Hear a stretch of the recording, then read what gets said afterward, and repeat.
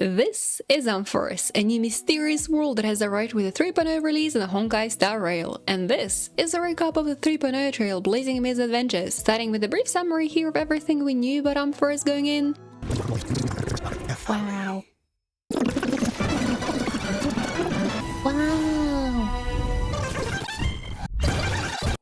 Wow. Wow. Informative, yes, thank you. And now following up with everything that we found out in 3.0. We begin at the Astral Express, where the crew confirms Ampharos as their destination and hyper jumps to this new exciting world. Rainbow Road Mario Kart. Most exciting for being in the intersection of 3 Aeon powers: Remembrance, Erudition, and a mysterious third one. Let's make an educated guess, by which I mean let's just spin the dice, roll the roulette. Nanook, from what we've seen, the world is quite in peril. And also, suddenly feeling unwell immediately after the hyper jump, March 7th stays back, and instead Trailblazer, Danghang, and March's camera form the exploration team, and me, Ishrim, hiding in their luggage. My bow is yours. But not my arrows, just my bow. We all drop onto the Ampharos in a detached parlor car. Your very own car! I don't know how to drive! But after entering the atmosphere, the parlor car is struck by a giant spear, leading to a crash landing. Some time later,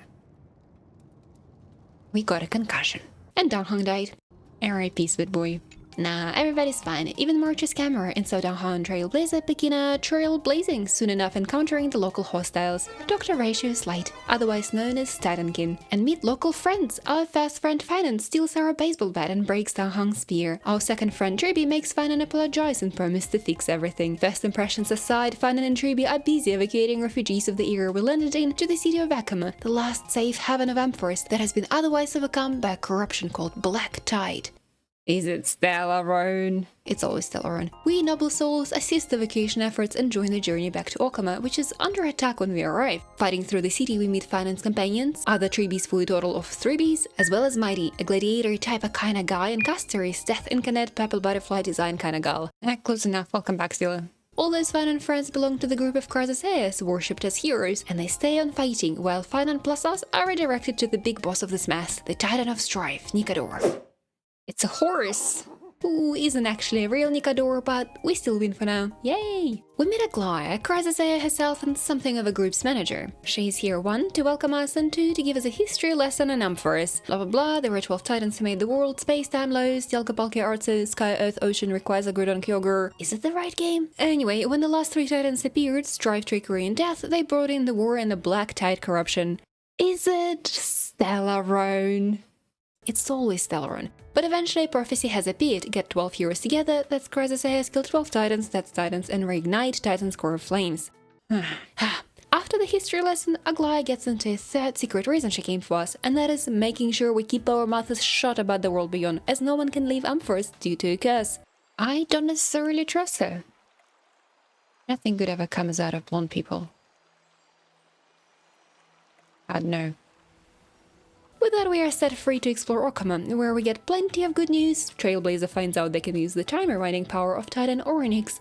Wow, and Finan gets Danghang's spear repaired. To balance it out, we immediately do what Aglaia asked us not to do and expose the outside world truth to his citizen. On accident! We give the guy March's camera to take a photo of us and he snoops through instead. But even though we quickly deal with ensuing rumors, Aglaia has already heard of it and is ready to execute us. She demands honesty in exchange for one last chance, and we not only pass the test, but also very rightfully say, what do you mean one last chance? Let's be clear, we are giving you one last chance after this. And that's only because Finan asked nicely. I don't trust this guy either though. He's still blonde, and we know what we say about blonde people.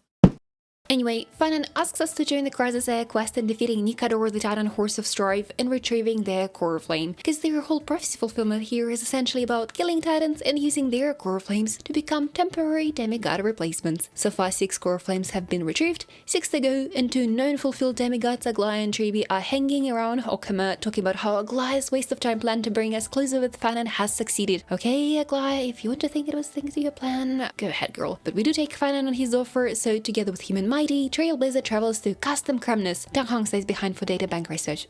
What a nerd. In Custom Kremnus, we travel through the city, taking photos for March, competing with Mighty for the number of killed Titankins, but eventually we start discovering the dark truths. First, it's the corrupted Titan King who we find are being smuggled into Okama to attack the city, but then as we are about to fight Nikador, it escalates as Mighty leaves the fight behind? Was it in the script? Mighty? Mighty? Damn. Oh, is he about to walk through? Oh, bye, Mighty. Bye. And the next thing we know, Nikador can't be defeated because he has come into possession of an indestructible body and is now aggravated enough to try and throw a giant sword into the body of Kefali. To keep Nikador from finishing the sword strike, Mighty volunteers to stay behind and buy us time to find a solution with his many deaths as he has a curse of immortality. And I just feel like they forgot to invite somebody to this immortality party. Just can't quite put my finger on who it could be. Whatever, back to Okama we go. You guys chilling? We start our research destination, the Temple of Orynyx. We want to find out the truth of Nikador's immortality in the bust, and Orynyx happens to be the Titan of Time. Dalhara joins the group and Castari tags along in a translator role as she can understand Titan murmurs. But when translations come through, it turns out we aren't welcome.